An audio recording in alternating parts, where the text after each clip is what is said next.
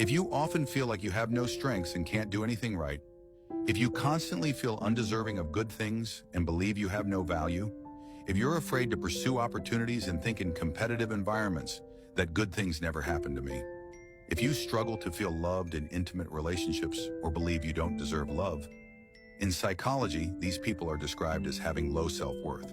For example, when you meet someone you like who seems great in every way and treats you well, instead of embracing it, you think, why would they like me?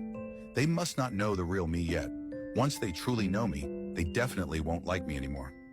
Deep down, you crave happiness, but fear it at the same time. To gain others' approval, you often please those around you while neglecting your own needs. This usually happens because during childhood, you were consistently ignored and rejected by your parents. While growing up, whenever you revealed your true thoughts, you were criticized, blamed, or put down. This creates the belief that my true self isn't worthy of being liked by others.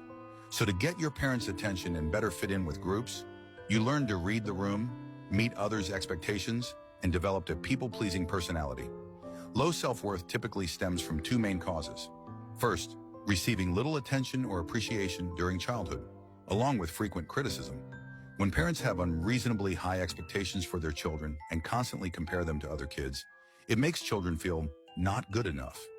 Second, developing a habit of viewing situations negatively.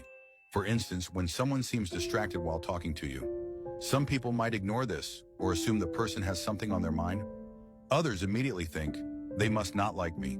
This leads to the belief that I'm not lovable and nobody values me, triggering self-rejection. So how can you overcome low self-worth? First, learn to increase income and reduce expenses. Increasing income means discovering your own greatness. Some people shout in the mirror 100 times, I'm awesome. But this rarely works because your subconscious mind rejects it with thoughts like, no, I'm not. Stop lying. Awesome is too vague a concept. Simply saying you're great without specifying how won't convince yourself. You need to be specific. What are you good at? Better than whom? How exactly? The more specific strengths you discover, the higher your sense of self-worth becomes.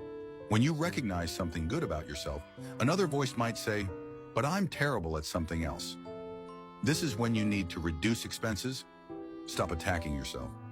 In self-rejection, people infinitely magnify their shortcomings, thinking one flaw ruins their entire life. When you find an area where you're lacking, use these three perspectives to stop self-rejection. I'm only lacking in this one area, which doesn't mean I'm lacking in others.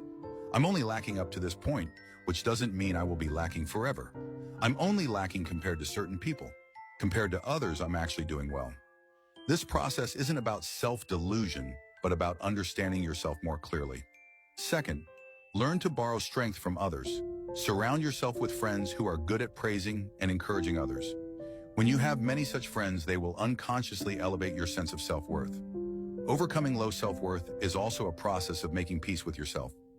During this journey, learn to evaluate yourself fairly. Don't be overly harsh on yourself. Then gradually build a better version of yourself. Finally, consider this essential question. Is your goodness or badness really as important as you think it is?